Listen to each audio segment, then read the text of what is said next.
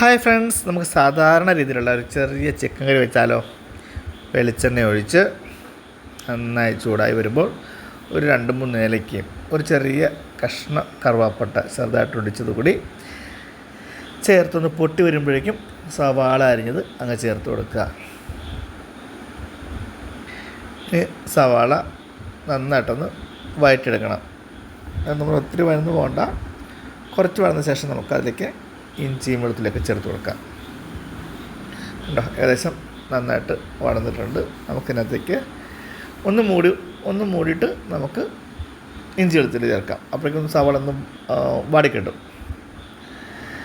തുറന്ന ശേഷം നമുക്ക് മുളക് പൊടി, ഒരു 1.5 സ്പൂൺ മുളക് പൊടി, എരിവുള്ളതാണ്. അതേപോലെ തന്നെ മല്ലിപ്പൊടി,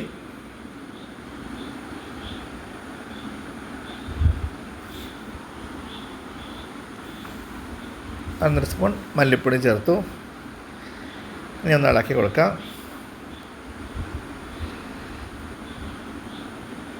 നന്നായി യോജിപ്പിച്ച ശേഷം ഒരല്പം മഞ്ഞൾപ്പൊടി ചേർത്ത് കൊടുത്തു. ഇളക്കി യോജിപ്പിക്കാം. കുരുമുളക് പൊടി, 1 സ്പൂൺ കുരുമുളക് പൊടി കൂടി ചേർത്ത് കൊടുത്തിട്ടുണ്ട്. ഉപ്പ് കൂടി ചേർത്ത് കൊടുക്കാം. പിങ്ക് സാൾട്ടാണ് ചേർക്കുന്നത്. ഇനി നമുക്കിതിലേക്ക് ചിക്കൻ ചേർത്ത് കൊടുക്കാം. കഴുകി വെള്ളം വാർന്ന ചിക്കൻ ചെറിയ കഷ്ണങ്ങളാക്കി ചേർത്ത് കൊടുക്കാം. ഇത് വിത്ത് സ്കിന്നാണ് കേട്ടോ, തൊലിയോട് കൂടിയുള്ള കോഴിയാണ്. അങ്ങനെ വാങ്ങിക്കണം എന്നല്ല പറഞ്ഞത്, എനിക്കിഷ്ടമാണ് തൊലിയോട് കൂടിയ ചിക്കൻ, വിത്ത് സ്കിൻ ചിക്കൻ. അപ്പോൾ ഇനി ഒന്ന് മൂടി വെച്ച് വേവിക്കാം. ഇടയ്ക്ക് ഇളക്കി കൊടുക്കാം. അതിലേക്ക് വെളുത്തുള്ളി ചേർത്ത് കൊടുക്കാം. ഒന്ന് ഇളക്കി കൊടുക്കാം. ഇന്നും ഒരു കയ്യിൽ മൊബൈൽ ഫോണും ഒരു കയ്യിൽ തവിയാണ്. അതുകൊണ്ട് പോസ് ചെയ്തിട്ട് നന്നായി ഇളക്കിയിട്ട് വരും. ഇളക്കിയിട്ട് വീണ്ടും പിടിക്കേണ്ടി വരും. ഇച്ചിരി ഇഞ്ചി അരിഞ്ഞത് കൂടി ചേർത്ത് കൊടുക്കണം കേട്ടോ. അപ്പോൾ ഇഞ്ചിയായി വെളുത്തുള്ളിയായി. നമുക്ക് മൂടി വെച്ച് ഒന്നുകൂടി വേവിച്ചെടുക്കാം. അപ്പോൾ ഇഞ്ചിയും വെളുത്തുള്ളിയും അതിൻ്റെയൊക്കെ സത്തൊക്കെ ഇറങ്ങി ഗ്രേവി വെള്ളമായിട്ടുണ്ട്. കണ്ടോ, നന്നായി ഒന്ന് ഇളക്കി യോജിപ്പിച്ച് കൊടുക്കാം. ചപ്പാത്തിക്ക് കഴിക്കാനുള്ള ചിക്കനാണ്, അപ്പോൾ കുറച്ച് ഗ്രേവി വേണം നമുക്ക്.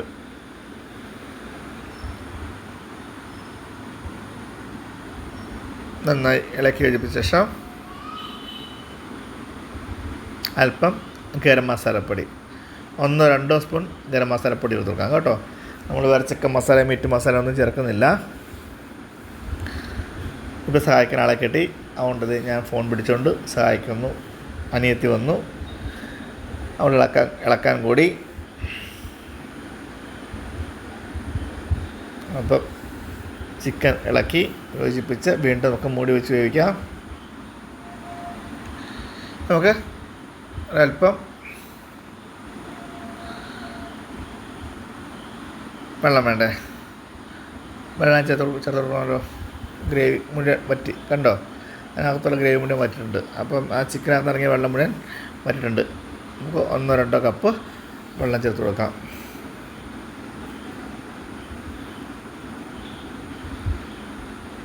ചപ്പാത്തി ആയതുകൊണ്ട് ഒരല്പം ഗ്രേവി വേണം, അതുകൊണ്ടാണ് 2 കപ്പ് വെള്ളം ചേർത്ത്. ഇനി അത് തിളച്ചൊന്ന് കുറുകി വരുമ്പോഴേക്കും നമുക്ക് കറക്റ്റ് ഗ്രേവി പരിവായിക്കോളും. അപ്പോൾ നമ്മളുടെ സിമ്പിളായിട്ടുള്ള സാധാരണ രീതിയിലുള്ള ചിക്കൻ കറി. ഇപ്പോൾ ഇത് ശരിക്കും പറഞ്ഞാൽ ന്യൂജൻ കുട്ടികൾക്ക് വേണ്ടിയിട്ടുള്ളതാണ്. അതായത് നമ്മുടെ വീട്ടിലെല്ലാവർക്കും ചിക്കൻ കറി വയ്ക്കാൻ അറിയാൻ വയ്യാത്ത കുട്ടികൾക്ക് വേണ്ടിയിട്ട് വീട്ടിലുണ്ടാക്കുന്ന രീതിയിലുള്ള ചിക്കൻ കറി സെറ്റ് ചെയ്ത് കാണിച്ചാണ്. അപ്പോൾ ഒരല്പം പച്ച വെളിച്ചെണ്ണയും കറിവേപ്പിലയും കൂടി ചേർത്ത് കഴിഞ്ഞാൽ നമ്മുടെ ചിക്കൻ കറി ഇവിടെ റെഡി. വെളിച്ചെണ്ണ ചേർത്തു, കറിവേപ്പിലയും കൂടി ചേർത്ത് കഴിഞ്ഞാൽ ചിക്കൻ കറി റെഡി. അപ്പോൾ ഇഷ്ടപ്പെട്ട് കഴിഞ്ഞാൽ ലൈക്ക് ചെയ്യാനും ഷെയർ ചെയ്യാനും കമൻറ്റ് ചെയ്യാനും മറക്കല്ലേ. ഞാൻ എന്നും പറയുന്നുണ്ട്, പക്ഷേ നിങ്ങൾക്ക് ഇഷ്ടമുണ്ടെങ്കിലല്ലേ ചെയ്യത്തുള്ളൂ. അപ്പോൾ ഇഷ്ടപ്പെട്ടാൽ ലൈക്ക് ചെയ്യുക. നല്ല വീഡിയോ ആയിട്ട് നമുക്ക് നാളെ വീണ്ടും കാണാം. കറിവേപ്പില ചേർത്തു നമുക്ക് തീ ഓഫ് ചെയ്യാം.